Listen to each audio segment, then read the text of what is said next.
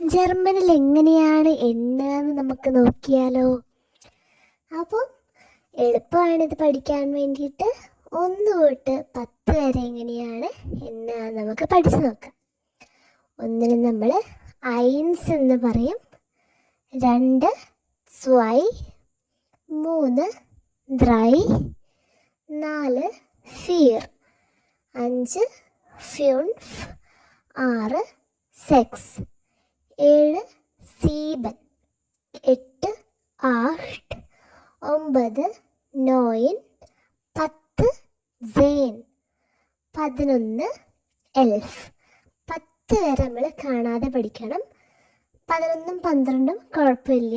11 നമ്മൾ എൽഫ് എന്ന് പറയും, 12 നമ്മൾ സ്വൽഫ് എന്ന് പറയും.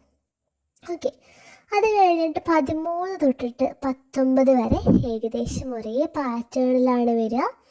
3ൻ്റെ കൂടെ 10 കൂട്ടുമ്പോൾ 3നെ നമ്മൾ ജർമ്മനിൽ ഡ്രൈ എന്ന് പറയും, 10നെ നമ്മൾ സേൻ എന്ന് പറയും. 3 + 10 ഡ്രൈസേൻ.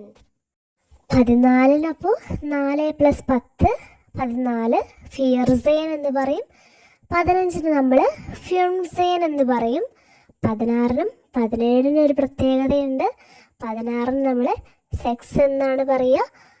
അവസാനത്തെ ആ എസ് നമ്മൾ സെക്സിൽ നിന്ന് കട്ടാക്കിയ ശേഷമാണ് സേൻ ആഡ് ചെയ്യുന്നത്. 17നാണെങ്കിലും എൻ കട്ട് ചെയ്ത ശേഷമാണ് സേൻ ആഡ് ചെയ്യുന്നത്. അപ്പോൾ സെക്സ് സേൻ സീപ് സേൻ എന്നായി മാറി. 18ന് നമ്മൾ ആർട്ട് സേൻ എന്ന് പറയുന്നു. 19 നോയൻ സേൻ, 20ന് സ്വാൻസിക്.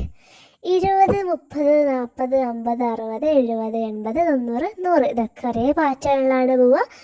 ഗ്രൈസിഷ്, ഫിയർസിഷ്, ഫ്യുൺസിഷ്, സെക്സിഷ്, സീപ്സിഷ്, ആർട്സിഷ്, നോയൻസിഷ്. 100ന് നമ്മൾ 100 എന്ന് പറയും. അതുപോലെ 23നപ്പം എങ്ങനെയായിരിക്കും പറയുക? നമുക്ക് 20ന് സ്വാൻസിക് എന്നാണ് പറയാന്നറിയാം, 3ന് ഡ്രൈ ആണെന്ന് പറയുന്നറിയാം. അപ്പോൾ ഡ്രൈ ഉണ്ട് സ്വാൻസിക് എന്ന് പറഞ്ഞാൽ 23. അപ്പോൾ 64 എങ്ങനെയായിരിക്കും? 4 + 60 ഫിയർ ഉണ്ട് സെക്സിഷ്. അപ്പോൾ ഇതുപോലെ നമ്മൾ പഠിച്ചാൽ നമ്മളിപ്പോൾ 100 വരെ പഠിച്ചു. അപ്പോൾ 99നോ 9 + 19 നോയൻ ഉണ്ട് നോയൻസിഷ്. അപ്പോൾ എത്ര പെട്ടെന്നാണ് നമ്മൾ ഈ ഒരു കൗണ്ടിങ് പഠിച്ചത്. വളരെ ഈസി അല്ലേ? Thank you.